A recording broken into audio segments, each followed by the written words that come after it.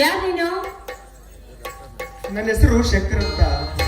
ಹೊರಗಡೆ ತುಂಬಾ ಜೋರಾಗಿ ಮಳೆ ಬರ್ತಾ ಇತ್ತು. ಆದ ಕಾರಣ ನಿಮ್ಮ ಮನೆ ಹತ್ತಿರ ಆಶ್ರಯಕ್ಕಾಗಿ ಬಂದು ನಿಂತುಕೊಂಡೆ ಅಮ್ಮ. ನನ್ನಿಂದ ನಿಮಗೆ ತೊಂದರೆಯಾದರೆ ಹೇಳಿ, ಈಗಿಂದೀಗಲೇ ಇಲ್ಲಿಂದ ಹೊರಟು ಹೋಗುವೆ. ನಿಂತ್ಕೊಳ್ಳಪ್ಪ, ಹಾಗೆಲ್ಲ ಮಾಡ್ಬೇಡ. ನೋಡು, ಹೊರಗಡೆ ಎಷ್ಟೊಂದು ಜೋರಾಗಿ ಮಳೆ ಬರ್ತಾ ಇದೆ, ಮೇಲಾಗಿ ಗುಡುಗು ಸಿಡಲು ಬೇರೆ ಬೀಸ್ತಾ ಇದೆ. ಪಾಪ ಒಂಟಿಯಾಗಿ ಬಂದಿದೆ ಅಂತ ಕಾಣುತ್ತೆ. ಸ್ವಲ್ಪ ಇರು, ಮಳೆ ನಿಂತ ಮೇಲೆ ಹೋಗುವಂತೆ.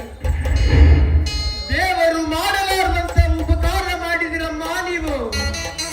ನಿಮಗೆ ತುಂಬಾ ಧನ್ಯವಾದಗಳಮ್ಮ, ಧನ್ಯವಾದಗಳು. ಇದರಲ್ಲಿ ಉಪಕಾರದ ಮಾತೇನು ಬಂತಪ್ಪ? ಈ ಮನೆಯನ್ನು ನನ್ನದೇ, ಆ ದೇವರು ಕೊಟ್ಟ ಆಶ್ರಯ ಇದು.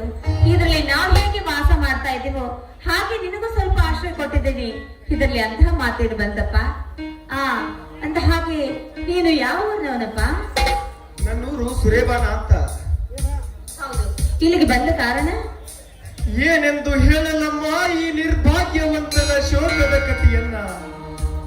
ನಾನೊಬ್ಬ ಅನಾಥ. ಹೊಟ್ಟೆ ಪಾಡಿಗಾಗಿ ಪಟ್ಟಣಕ್ಕೆ ಕೆಲಸಕ್ಕಾಗಿ ದುಡಿಯಲು ಬಂದೆ.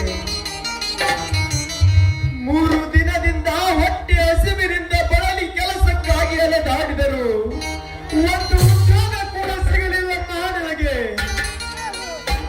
ಎಲ್ಲಿ ನೋಡಿದರಲ್ಲಿ ಮೋಸ, ವಂಚನೆ, ಸುಳ್ಳು ಇವೇ ತುಂಬಿಕೊಂಡಿರುವ ಈ ಸಮಾಜದಲ್ಲಿ ನನಗೆ ಎಲ್ಲಿಂದ ಸಿಗಬೇಕಮ್ಮ ನೌಕರಿ?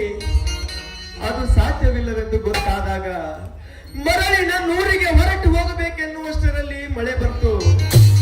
ಆದ ಕಾರಣ ನಿಮ್ಮ ಮನೆ ಹತ್ತಿರ ಆಶ್ರಯಕ್ಕಾಗಿ ಬಂದು ನಿಂತುಕೊಂಡಿನಮ್ಮ. ಸರಿಯಮ್ಮ, ನನಗೆ ಮಳೆ ನಿಂತಂತೆ ಕಾಣುತ್ತದೆ, ನಾನು ಇನ್ನು ಹೋಗಿ ಬರುತ್ತೇನೆ. ಅಯ್ಯೋ, ಸ್ವಲ್ಪ ಹೇಳಪ್ಪ. ಅಲ್ಲ, 3 ದಿನದಿಂದ ಹೊಟ್ಟೆಗೆ ಏನೋ ತಿಂದಿಲ್ಲ ಅಂತ ಹೇಳ್ತಾ